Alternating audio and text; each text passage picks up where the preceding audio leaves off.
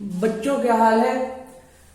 मुझे आशा है कि आप लोग पढ़ाई कर रहे होंगे और मुझसे पढ़ो या ना पढ़ो लेकिन किसी ना किसी से पढ़ते रहो, सो दैट आने वाली जो आपकी एग्जामिनेशन है वो बहुत टफ है और उसके लिए पढ़ना तो बहुत जरूरी है। ठीक है, तो आज हम बात करेंगे कंडक्टर पे।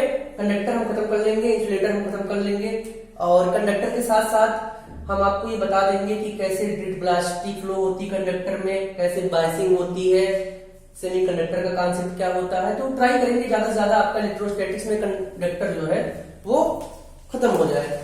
तो आज है इसमें 1 नवंबर 2020। नवंबर आ गया है, मतलब नवंबर बाद दिसंबर, जनवरी, फरवरी, मार्च, आई थिंक मार्च या अप्रैल, मार्च से पूरे के पूरे बोर्ड एग्जामिनेशन मार्च या अप्रैल से चालू हो जाते हैं। तो आपके पास जो टाइमिंग है वो मेरे पास भी आपके पास भी 2 या 3 मंथ का हो रहा है। तो 2 या 3 मंथ में आपको क्या देखना है कि बस जितना मैं पढ़ाऊं उतना कैप्चर कर लो आप और उसको नोट बनाते जाओ पैरेलली। जब आप नोट बनाओगे, आपको जब लर्न करोगे, याद करोगे तो आपको बहुत इजी होगा और एक बार कॉन्सेप्ट समझ में आ जाएगा तो आप जो नोट बनाओगे वो भी बहुत इजीली समझ में आएगा। कॉन्सेप्ट समझ में नहीं आएगा तो नोट भी समझ में नहीं आएगा। तो कॉन्सेप्ट पाना बहुत जरूरी है आपको। एक बार कॉन्सेप्ट आप समझ लोगे तो बहुत सारी चीजें अपनी आप क्लियर होती चली जाएंगी। आज हम पढ़ेंगे properties of conductor electrostatic condition में। कंडक्टर की क्या प्रॉपर्टीज होती है। हर एक मेटल की कुछ ना कुछ प्रॉपर्टी होती है इलेक्ट्रोस्टैटिक्स में, या फिर केमिकल प्रॉपर्टीज होती है केमिकल में, या फिर अगर हमें देख लो, हम ही आदमी, हमारी कुछ ना कुछ क्वालिटीज होगी, कुछ प्रॉपर्टीज होंगी। ठीक है, तो कंडक्टर सबसे पहले जानो क्या होता है। वो चीज, वो कोई भी चीज जिससे करंट आसानी से फ्लो हो जाए, दैट कॉल्ड द कंडक्टर। अगर कोई पूछे कंडक्टर क्या है, जिसे बोलते हैं सुचालक। ठीक है, एक होता है सुचालक, एक होता है कुचालक। कुचालक को क्या बोलते हैं, इंसुलेटर। एक होता है अर्धचालक जिसे हम बोलते हैं सेमी कंडक्टर, मतलब उसमें कंडक्टर प्रॉपर्ली हो नहीं पाता कंडक्शन। तो आज हम बताएंगे आपको। पहले तो जानो आप कंडक्टर क्या होता है। एक ऐसा चीज जिससे आराम से करंट फ्लो हो जाए। तो अगर आप बोलो कि डेफिनेशन क्या होगी कंडक्टर की, तो डेफिनेशन होगी स्टूडेंट की वो कोई भी चीज जिससे आसानी से जो है करंट इजिली फ्लो हो जाए। एग्जांपल, अगर हम एग्जांपल ले लेते हैं कंडक्टर की, तो ह्यूमन बॉडी, ठीक है, इलेक्ट्रोलाइट भी होता है। जी हाँ, इलेक्ट्रोलाइट भी होता है जिसमें पॉजिटिव नेगेटिव दोनों ही आयन होते हैं। मैं आपको बताऊंगा वो कैसे होता है आपका। और ले लो आयरन, ठीक है, मरकरी, Hg, etc। ठीक है, वो सारी चीजें जिससे आराम से करंट फ्लो हो जाए, इलेक्ट्रिसिटी फ्लो हो जाए आराम से। अच्छा, अब बोलोगे आप ह्यूमन बॉडी कंडक्टर क्यों होती है। देखो ऐसा है बच्चों कि ह्यूमन बॉडी, हमारी जो बॉडी होती है, हमारे अंदर क्या होता है, हमारे अंदर होता है ब्लड। ये तो पता ही हमारे अंदर ब्लड होता है, ये तो कोई नया कॉन्सेप्ट नहीं है ना, ब्लड तो होता ही होता है। जब हमारे अंदर ब्लड होता है तो आप जब टेस्ट कराते होंगे डॉक्टर से, डॉक्टर लिखता होगा कि हीमोग्लोबिन कितना परसेंटेज है, हीमोग्लोबिन कितना है आपकी बॉडी के अंदर। तो हीमोग्लोबिन में होता क्या है, हीमोग्लोबिन में होता है आयरन। आयरन हीमोग्लोबिन में होता है, ठीक है, हीमोग्लोबिन आयरन होता है। और आयरन क्या होता है, आयरन हमारा एक बेटर कंडक्टर होता है इलेक्ट्रिसिटी का।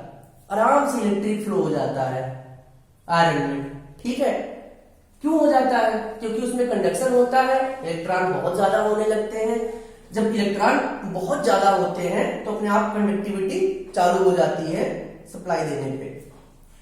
तो अगर हम बात करते हैं कि प्रॉपर्टीज क्या होगी कंडक्टर की, तो ये सारी प्रॉपर्टीज मैंने मेंशन कर रखा है। एक कंडक्टर की जो जो प्रॉपर्टीज हो सकती हैं वो मैंने मेंशन कर रखा है। तो हम आपको एक एक प्रॉपर्टीज करके बताएंगे और आप इसका नोट बनाते चलो तो आपको आसानी होगी प्रॉपर्टीज को याद करने में और आप आराम से बता सकते हो कि डेफिनेशन क्या होगा। अगर आप डेफिनेशन की बात करते हैं तो डेफिनेशन वही होगा, anything from that current can be easily flow. बहुत आराम से करंट फ्लो हो जाए, वही हमारा कंडक्टर होता है। अब हम हम बात करते हैं कि कंडक्टर, इंसुलेटर और सेमी कंडक्टर को कैसे डिवाइड करोगे। तो पहले आप कंडक्टर के बारे में पढ़ लो। कंडक्टर की प्रॉपर्टीज होती है बच्चों इलेक्ट्रोस्टैटिक्स में। ये हमारा इलेक्ट्रोस्टैटिक्स ही है, चैप्टर 2 है, पोटेंशियल एंड चैप्टर 2 है ये हमारा, पोटेंशियल एंड कैपेसिटर के बारे में। ठीक है, पोटेंशियल एंड कैपेसिटर के बारे में, उसके कार्य में आता है। मैं कैपेसिटर आपको बाद में बताऊंगा। तो वो कोई भी चीज जिसमें से आराम से करंट फ्लो हो जाए, इजीली करंट फ्लो हो जाए। तो अब चाहे चार्ज हो कंडक्टर, चाहे न्यूट्रल हो। चार्ज मतलब सपोज करो एक कंडक्टर है, चाहे ये न्यूट्रल हो चाहे ये चार्ज हो, इसमें बहुत फ्री इलेक्ट्रॉन होते हैं। चार्ज मतलब कैसे, जब इसे कोई पासिंग कर दोगे, बैटरी से कनेक्ट कर दोगे। न्यूट्रल मतलब जब किसी भी सोर्स से कनेक्ट नहीं है। तो इसमें क्या होता है, बहुत ज्यादा फ्री इलेक्ट्रॉन होते हैं। अच्छा, फ्री इलेक्ट्रॉन कैसे आप कर सकते हो एक्सप्लेनेशन की फ्री इलेक्ट्रॉन बहुत ज्यादा होते हैं। अगर आप बोल दो कि सर फ्री इलेक्ट्रॉन बहुत ज्यादा नहीं होते हैं, एक्सप्लेन करो आप कि फ्री इलेक्ट्रॉन क्यों बहुत ज्यादा होते हैं। तो बच्चों इसका एक्सप्लेनेशन है, आपको फ्री इलेक्ट्रॉन को समझने के लिए जो है कंडक्टर की प्रॉपर्टीज को समझने के लिए आपको एटम की जानकारी होना बहुत ही जरूरी है। एटॉमिक स्ट्रक्चर कैसे होता है, अगर हम बात करते हैं एटॉमिक स्ट्रक्चर की, तो हमारे न्यूक्लियर है, उसके अंदर क्या होता है, प्रोटॉन और न्यूट्रॉन होता है। प्रोटॉन हमारा पॉजिटिव होता है, न्यूट्रॉन हमारा क्या होता है, न्यूट्रल होता है, उदासीन होता है। अब बात करते हैं हमारे इलेक्ट्रॉन की। तो इलेक्ट्रॉन न्यूक्लियस के चारों ओर क्या करते हैं, चक्कर लगाते रहते हैं, सर्कुलर मोशन में चक्कर लगाते रहते हैं इलेक्ट्रॉन। अब जब इलेक्ट्रॉन चक्कर लगाने लगते हैं तो बहुत ज्यादा इलेक्ट्रॉन होते हैं, जिसे हम क्या बोलते हैं, मोबाइल इलेक्ट्रॉन। मूवमेंट हो रहा है, बहुत ज्यादा मूवमेंट हो रहा है। एक होता है इमोबाइल इलेक्ट्रॉन। इमोबाइल इलेक्ट्रॉन की बात करते हैं, मोबाइल इलेक्ट्रॉन की बात करते हैं, दोनों में अंतर क्या होगा। तो एक एक चीजें आप समझो। अब रदरफोर्ड का जो मॉडल समझते हैं न्यूक्लियर का, रदरफोर्ड का मॉडल समझते हैं नाभिक का, तो रदरफोर्ड ने कहा था कि प्रोटॉन और न्यूट्रॉन नाभिक के बीच में होते हैं, नाभिक के अंदर, और इलेक्ट्रॉन चारों ओर चक्कर लगाते हैं। तो जाहिर सी बात है कि जब इलेक्ट्रॉन चारों ओर चक्कर लगाते रहेंगे सर्कुलर मोशन में, तो एक समय ऐसा भी आएगा कि इलेक्ट्रॉन यहाँ पे गिर जाएंगे। तो वहीं पर क्या हो जाता है, रदरफोर्ड का मॉडल के लिमिटेशंस आ जाते हैं बच्चों। क्या होते हैं, रदरफोर्ड के मॉडल के लिमिटेशंस आ जाते हैं। जब लिमिटेशंस आ जाते हैं तो उस पे ये कहा गया है, उस चीज पे ये कहा गया है, किसी और साइंटिस्ट ने बोला कि नहीं, इलेक्ट्रॉन तो ये चक्कर लगाते रहते हैं, लेकिन यहाँ न्यूक्लियर है, न्यूक्लियर के बगल में जो इलेक्ट्रॉन होंगे, जस्ट इसके बगल में जो इलेक्ट्रॉन चक्कर लगाएंगे, वो क्या होता है, यहाँ पर क्या होता है, सेंट्रीपिटल फोर्स एक्ट करता है, जो इसके सर्किल में काम करता है, सर्कुलर सेंटर पे काम करता है। सेंट्रीपिटल फोर्स जिसे हम केंद्रीय बल बोलते हैं, उसके सेंटर पे काम करता है। और इलेक्ट्रोस्टैटिक्स अट्रैक्शन होता है। अट्रैक्शन मींस ये पॉजिटिव है, यहाँ पर नेगेटिव है, तो यहाँ पर इसको बाइंडिंग फोर्स मिल जाता है। ठीक है, यहाँ पर इसको बाइंडिंग फोर्स की बात करते हैं अपन, तो वो मिल जाता है। यही बाइंडिंग फोर्स का रीजन है कि इलेक्ट्रॉन इसके अंदर गिरते नहीं है। तो अब गिरते नहीं है तो इलेक्ट्रॉन चक्कर लगाते रहते हैं, तो ये तो इमोबाइल इलेक्ट्रॉन हो गए, मोबाइल इलेक्ट्रॉन हो गए, चक्कर लगाते हैं। अब सपोज करो जो बिल्कुल इसके बगल में इलेक्ट्रॉन होगा, वो तो यहां पर होगा पॉजिटिव इलेक्ट्रॉन। जब इलेक्ट्रॉन जहां से अपना स्पेस छोड़ देगा, जहां से इलेक्ट्रॉन अपना स्पेस छोड़ देता है, वहां से हट जाता है, तो वहां पर अपने आप एक पॉजिटिव चार्ज क्रिएट हो जाता है, जिसे हम बोलते हैं पॉजिटिव आयन। पॉजिटिव चार्ज कुछ नहीं होता है, जब इलेक्ट्रॉन है तो नेगेटिव चार्ज ही होगा। तो पॉजिटिव की बात कहां आ गई, जहां से इलेक्ट्रॉन चलते चलते हट जाता है, सपोज इलेक्ट्रॉन मूवमेंट कर रहा है, इलेक्ट्रॉन वहां से हट जाएगा, तो वहां पर क्या बचेगा, स्पेस चार्ज। वही स्पेस चार्ज क्या होता है, हमारा पॉजिटिव चार्ज होता है। तो अगर हम बात करते हैं कंडक्टर की, तो कंडक्टर में क्या होता है, contains large number of free electron. Free electron बहुत ज्यादा होते हैं, पहला पॉइंट आपका ये बच्चों। इक्विपोटेंशियल सरफेस होता है कि मतलब हर पॉइंट पे आपका पोटेंशियल क्या होगा, चाहे आप ये पॉइंट ले लो, चाहे आप ये पॉइंट ले लो, सब पे पोटेंशियल क्या होगा, सेम होगा। हर जगह पोटेंशियल हमारा सेम होगा, ये भी इसकी एक प्रॉपर्टीज होती है। अब कहोगे पोटेंशियल सेम कैसे होगा, तो उसको भी एक्सप्लेनेशन हम कर देते हैं। कोई भी कंडक्टर होता है, कोई भी कंडक्टर होता है, अगर हम उसको अर्थ से कनेक्ट कर देते हैं तो B इक्वल टू क्या हो जाता है, 0 हो जाता है, क्योंकि सारा तो अर्थ में चला जाता है। तो एक प्रॉपर्टीज होती है कि जो पोटेंशियल होगा हर जगह वो क्या होगा, इसके सरफेस पे सेम होगा, ठीक है। ये एक इसकी प्रॉपर्टीज होती है, इसको आप नोट कर लो पहले, फिर मैं आपको एक एक चीज करके बताता हूँ बच्चों। बहुत ही इंटरेस्टिंग क्लास होने वाला है, आप कहीं मत जाओ, और मैं आपको ऐसे घोल के पिला दूंगा कि आप atomic structure, conductor, insulator, semiconductor और कैसे ड्रिफ्ट होता है कंडक्टर का वो पढ़ लोगे, अच्छे से समझ जाओगे बिल्कुल।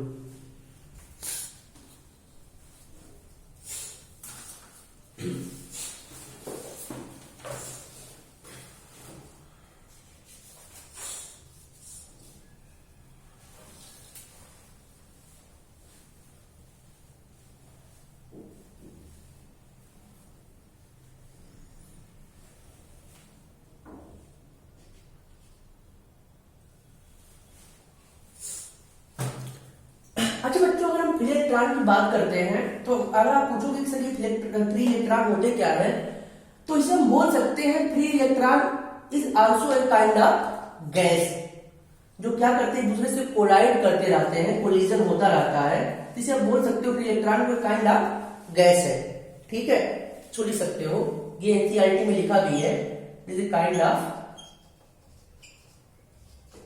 क्यों है इसका रीजन मैंने आपको समझा दिया है, ठीक है, इसको आप लिख लो, ये जरूरी है बच्चों।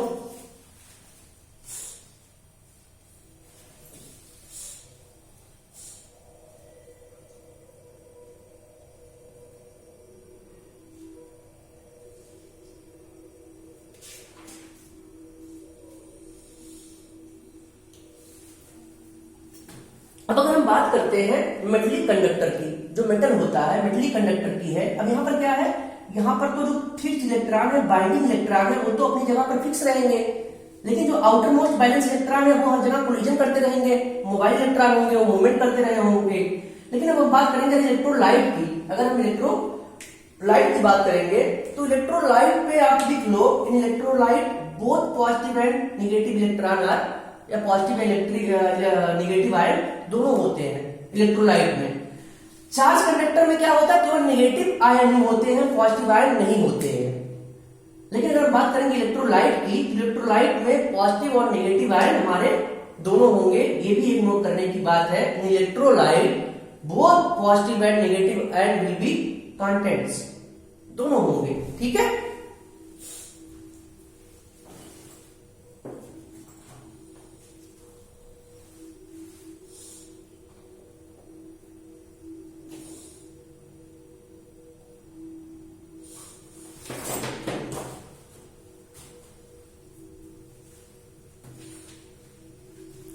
अब बच्चों देखो इसकी प्रॉपर्टी और क्या है, charge always resides on the outer surface of conductor. जो चार्ज होते हैं वो हमेशा कंडक्टर के आउटर सरफेस पे होते हैं। सपोज करो ये हमारा कंडक्टर है, तो जो चार्ज होंगे हमारा वो हमेशा इसके आउटर सरफेस पे होंगे, इनर पे नहीं होगा। इनर पे क्या होंगे, कोई चार्ज नहीं होगा, हमेशा आउटर सरफेस पे होगा। इसीलिए इसके अंदर क्या होता है, इसके अंदर इलेक्ट्रिक फील्ड क्या होता है, चार्ज कंडक्टर के 0 होता है। इसीलिए इलेक्ट्रिक फील्ड इसके अंदर क्या होता है, 0 होता है, पोटेंशियल इज आल्सो 0। तो बचता क्या है फिर, अगर आउटर, ये हम इलेक्ट्रोस्टैटिक कंडीशन की बात कर रहे हैं, नॉन इलेक्ट्रोस्टैटिक कंडीशन की यहाँ पे बात नहीं हो रही है, यहाँ पे बात हो रही है केवल इलेक्ट्रोस्टैटिक कंडीशन की। अगर आप कहोगे सर नॉन इलेक्ट्रोस्टैटिक कंडीशन, क्या नॉन इलेक्ट्रोस्टैटिक कंडीशन कंडक्टर पे एग्जिस्ट करती है? यस, ऑलवेज एग्जिस्ट करती है, बट उसके केस हमारे अलग हो जाते हैं। हमें केवल इलेक्ट्रोस्टैटिक्स में पढ़ना है कि इलेक्ट्रोस्टैटिक कंडीशन में कंडक्टर की प्रॉपर्टीज क्या होती है बच्चों। अब इलेक्ट्रिक फील्ड भी हमेशा 0 होगा और इलेक्ट्रिक फील्ड लाइन भी नहीं होंगी। इलेक्ट्रिक फील्ड लाइन भी एग्जिस्ट नहीं करती है। Inside a charge conductor there will be no any electric field lines, कोई इलेक्ट्रिक फील्ड लाइन नहीं होता बच्चों, ठीक है। अब इलेक्ट्रिक फील्ड इंटेंसिटी की बात कर लेते हैं। इलेक्ट्रिक फील्ड इंटेंसिटी क्या होता है, सपोज करो एक कंडक्टर है, तो ये ए है, तो इसके क्या होगा, परपेंडिकुलर में होगा। यहाँ क्या होगा, इसके परपेंडिकुलर में होगा। यहाँ क्या होगा, इसके परपेंडिकुलर में होगा। तो ए की वैल्यू क्या होगी, सिग्मा अपॉन एप्सिलॉन, एन का कैप। अगर इसको लिख सकते हो वेक्टर है, यूनिट वेक्टर है, एन का कैप, क्योंकि यहाँ पर अगर हम इसकी बात करेंगे तो एकांक वेक्टर होगा, ठीक है। यहाँ पर क्या होगा, एकांक वेक्टर होगा, ठीक है। यूनिट वेक्टर की बात कर लिए। ईवी क्या हुआ, सिग्मा बी अपान एप्सिलॉन एन का कैट। ईसी क्या हुआ, सिग्मा सी अपान एप्सिलॉन एन का कैट, ठीक है। तो इक्विपोटेंशियल सरफेस क्या होंगे इसके, हमेशा परपेंडिकुलर में होंगे, ठीक है।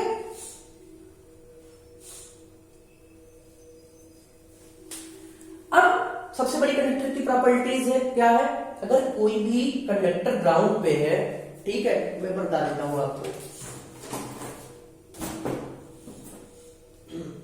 इतनी चीजें समझ में आ गई होंगी, इतनी चीजें आप नोट डाउन कर लो बच्चों, ये सारी चीजें नोट डाउन कर लो, फिर मैं आगे इसको इरेज करता हूं, आगे बता रहा हूं कंडक्टर की प्रॉपर्टीज क्या होगी, ठीक है। ये चीजें आप नोट डाउन कर लो, बिल्कुल घबराओ मत, मेरे साथ चलते रहो, मैं ऐसा आपको बना दूंगा कि बिल्कुल एक्सपर्ट हो जाओगे। कंडक्टर और इंसुलेटर कोई भी क्वेश्चन आप करके नहीं आओगे किसी भी एग्जाम में, ये मेरा वादा है।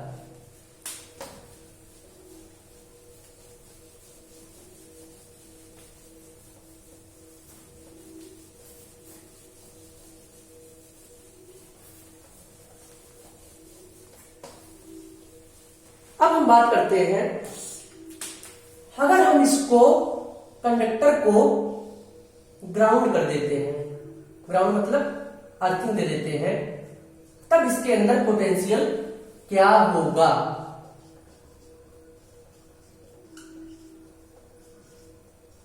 ठीक है। अब क्या पोटेंशियल होगा, आप बताओ क्या पोटेंशियल होगा अगर हम इसे ग्राउंड कर दिए। कोई चीज को आप ग्राउंड कर देते हो तो यहां से तो तुम ये जो धरती माता है इनसे तुम कितने भी लोटे जल निकाल लो, कितना लोटा समुद्र में जल डाल लो, कुछ फर्क नहीं पड़ने वाला है। तो बहुत ज्यादा चार्ज है यहाँ, जब यहाँ चार्ज कर दोगे, आप ग्राउंड कर दोगे, तो यहाँ पोटेंशियल क्या होगा, यहाँ जीरो हो जाएगा। Inside, so this is also एक कॉन्सेप्ट है, क्या कॉन्सेप्ट है, inside a charge conductor in case of the grounding the potential inside conductor must be zero, potential will zero. ये भी नोट डाउन कर लो बच्चों, बहुत ही इंपॉर्टेंट कॉन्सेप्ट है, कोई नहीं बताएगा आपको, कोई नहीं बताएगा, ये चीजें आप नोट डाउन कर लो, आगे काम आने वाली है।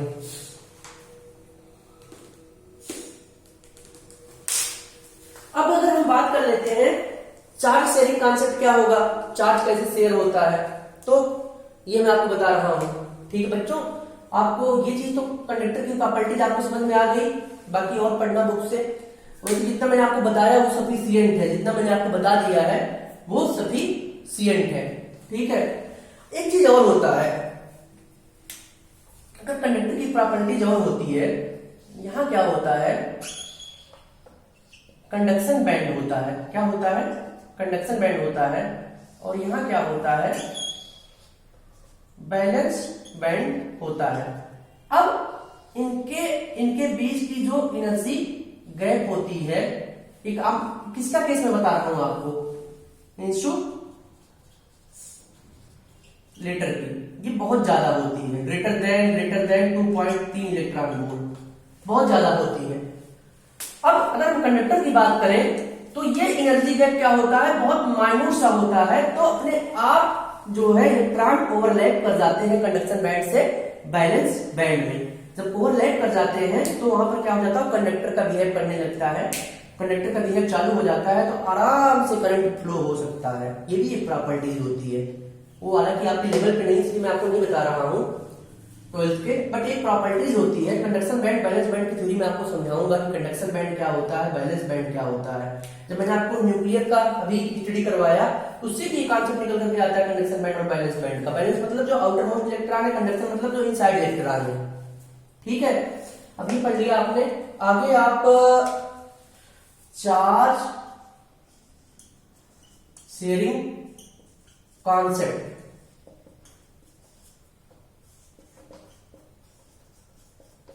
कैसे चार्ज शेयरिंग कॉन्सेप्ट आप समझोगे, ये भी चीज आपको जानना बहुत जरूरी है बच्चों, ठीक है। तो चार्ज शेयरिंग कॉन्सेप्ट आपको हम बता देते हैं। सपोज करो ये एक मेटलिक स्फीयर है, इसमें चार्ज Q1 है और इसका डिस्टेंस, यहां पर रेडियाई इसका R1 है, इसका रेडियाई है R2 है, इसका रेडियस क्या है बच्चों, R2 है। ठीक है, दोनों के बीच में बहुत ज्यादा डिस्टेंस है। क्या है, बहुत ज्यादा डिस्टेंस है। आल्दो ये चार्ज है लेकिन इनके बीच में डिस्टेंस बहुत ज्यादा है। अगर इस पे चार्ज Q1 है और इस पे चार्ज Q2 है तो चार्ज शेयरिंग कॉन्सेप्ट कैसे लागू होगा इस चार्ज कंडक्टर पे, आप दिमाग लगाओ। मैं बोल रहा दोनों चार्ज है, दोनों के बीच में डिस्टेंस बहुत ज्यादा है। ठीक है, तो कैसे इन पे चार्ज शेयरिंग कॉन्सेप्ट कैसे लागू होगा। भाई बड़े हैं, इन पे चार्ज Q1 है, ये बड़े हैं, इन पे चार्ज Q2 है। ठीक है, Q1 Q2 तो मैंने आपको नेम लेजर के अकॉर्डिंग दे दिया। ठीक है, स्मॉल चार्ज Q1 स्मॉल, बड़ा चार्ज है Q1 Q2 कर दिया मैंने। काफी डिस्टेंस है, इनके बीच में डिस्टेंस R मान लो। ठीक है, इनके बीच में डिस्टेंस आप R मान लो या आल्दो इनफाइनाइट मान लो, बहुत अनंत डिस्टेंस है, काफी दूरी पे है। तब कैसे चार्जिंग कॉन्सेप्ट आपका लगेगा। अब अगर ये किसी कंडक्टिंग वायर से ज्वाइंट है, अगर ये किसी कंडक्टिंग वायर से ज्वाइंट है तो ये मैंने यहां पर काफी दूर पर रख दिया एक स्पेयर चार्ज कंडीशन में, एक मेटलिक स्पेयर काफी दूर पर रख दिया। दोनों के बीच को मैंने एक तार से बांध दिया, मेटलिक तार या चार्ज वायर से मैंने इसको बांध दिया। तो अब जब बांध दिया तो फाइनली इनका चार्ज Q1 हो गया, इनका चार्ज Q2 हो गया। स्मॉल में पहले क्या था, Q1 Q2 था, बाद में क्या हो गया, स्मॉल Q1 Q2 हो गया। तो इस पे चार्ज क्या होगा फाइनल, इस पे चार्ज फाइनल क्या होगा, पर दिमाग लगाओ आप कुछ, क्या हो सकता है। ये दो चार्ज स्पेयर है बच्चों, इनको काफी दूरी पर रख दिया। इनका रेडियस R1 है, इसका रेडियस R2 है। पहले चार्ज Q1 Q2 था, जब मैंने किसी वायर से कनेक्ट कर दिया तो अब चार्ज Q1 Q2 हो गया। अब फाइनल चार्ज क्या होगा बताओ आप। इनका जो चार्ज होगा वो रेडियस पर डिपेंड करेगा, करेगा कि नहीं।